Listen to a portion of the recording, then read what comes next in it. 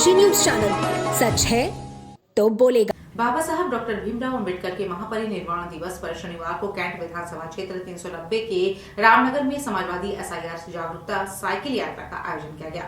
कार्यक्रम का नेतृत्व सपा नेता मनीष यादव ने किया, जिसमें कार्यकर्ताओं और स्थानीय लोगों ने उत्साहपूर्वक भाग लिया। साइकिल यात्रा नगर के प्रमुख चौराहों से होते हुए शास्त्री जी की प्रतिमा पर पुष्पांजलि देने के बाद गोलाघाट स्थित बाबा साहब अम्बेडकर की प्रतिमा तक पहुंची, जहां नेताओं और कार्यकर्ताओं ने माल्यार्पण कर उन्हें श्रद्धांजलि अर्पित की। कार्यक्रम के दौरान बाबा साहब के सामाजिक न्याय, समानता और संविधान निर्माण में किए गए अमूल्य योगदान को भावपूर्ण रूप से याद किया गया। नेताओं ने कहा कि यद्यपि बाबा साहब की परिनिर्वाण 6 दिसंबर 1956 को हुआ था, लेकिन दलितों, पिछड़ों और वंचित समाज के उत्थान के लिए उनके विचार आज भी प्रेरणा स्रोत हैं। यात्रा के दौरान कार्यकर्ताओं ने घर घर जाकर एसआईआर अभियान की जानकारी दी और लोगों से अपील की कि पीडीए समाज का एक भी वोट बिखरने न पाए, ताकि समुदाय अपनी आवाज, अधिकार और प्रतिनिधित्व को मजबूत बना सके।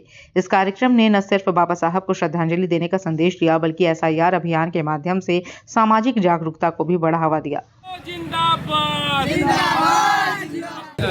समाजवादी पार्टी राष्ट्रीय अध्यक्ष जी के आह्वान पर, निर्देश पर पूरे प्रदेश भर में हम सभी पीडीए कार्यकर्ता और पार्टी के नेता लोग घर घर जाकर जन जात तक एसआईआर के लिए हम लोग घर घर जाकर जागरूकता के लिए काम कर रहे हैं। और राष्ट्रीय अध्यक्ष जी का निर्देश है कि पीडीए समाज का एक भी वोट न कटे।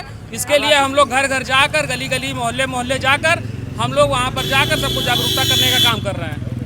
कितना तक एसआईआर फार्म भरा? रामनगर में अगर देखा जाए तो जल्दीबाजी में उच्च अधिकारियों के इशारे पर बहुत ही गलत फॉर्म भरा गया था, जिसके लिए हम लोग दोबारा इन लोगों को आदेश मिला है मैपिंग करने के लिए, जो कि ये पीडीए समाज के खिलाफ कार्य किया गया है। लेकिन अंतिम में आकर अब इन लोग दूसरा कॉलम और तीसरा कॉलम भी भरने के लिए बोला जा रहा है, जिसके लिए हमें लगता है कि कम से कम निकट देखा जाए तो 30 से 40 हज़ार वोट रामनगर का काटने के फिराक में लोग पड़े हुए हैं। लेकिन हम समाजवादी लोग ये वोट कटने नहीं देंगे। घर घर जाकर सबको जागरूक कर रहे हैं और अपना वोट बचाने का काम करेंगे।